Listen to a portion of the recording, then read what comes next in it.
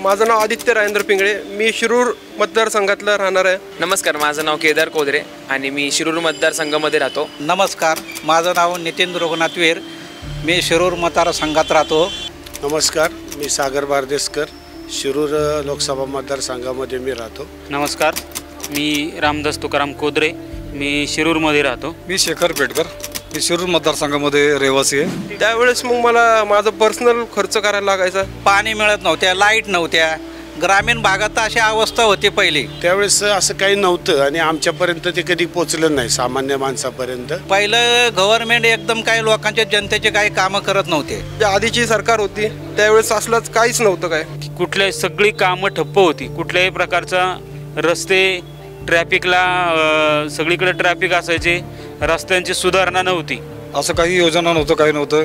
प्रत्येकाला ऑपरेशनसाठी वगैरे त्यांना झगडावं लागायचं, पैशाची त्यांना तरतूद करावी लागायची। मी आयुष्यमान कार्डचा लाभार्थी आहे। आमच्या एरियामध्ये बऱ्याच लोकांनी वेगवेगळ्या योजनांचा लाभ घेतलाय। वर्षातून 6,000 रुपये तेव्हा मला त्याचा लाभ होतो। त्यांनी 5 लाखाचं मला कुठेही गेलं तरी मला काही झालं तर रात्रीच्या रात्री मला ते भेटू शकतं। आयुष्यमान भारत आणि आभा कार्ड या 2 कार्डचा म्हणजे आम्ही कार्ड काढलेले आहेत आणि 5 लाखाचा जो विमा आहे संपूर्ण आमच्या कुटुंबाला 6 जणांना आम्ही कार्ड काढलेलं आहे आणि त्याचा आम्ही अजून तरी देवादयेने आम्हाला त्याचा उपभोग घेता आला नाही, परंतु भविष्यात जर काही अशा अडचणी आल्या, एखादा ॲक्सिडेंट झाला तर आम्हाला त्याचा उपयोग करता येईल।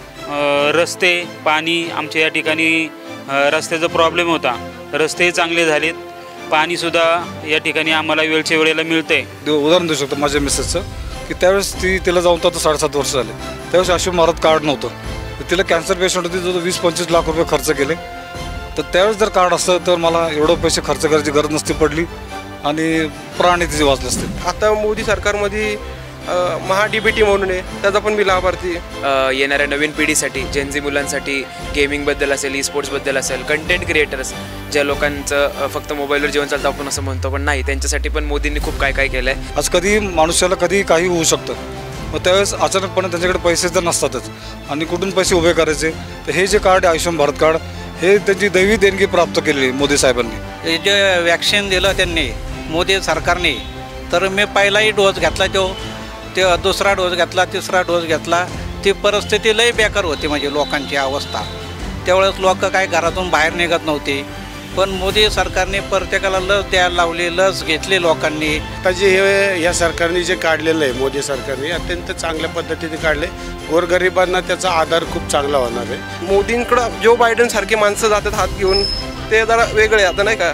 उज्ज्वला योजना जी मोदी साहेबांनी आणली, त्यामध्ये महिलांना सुद्धा त्याचा खूप लाभ झाला।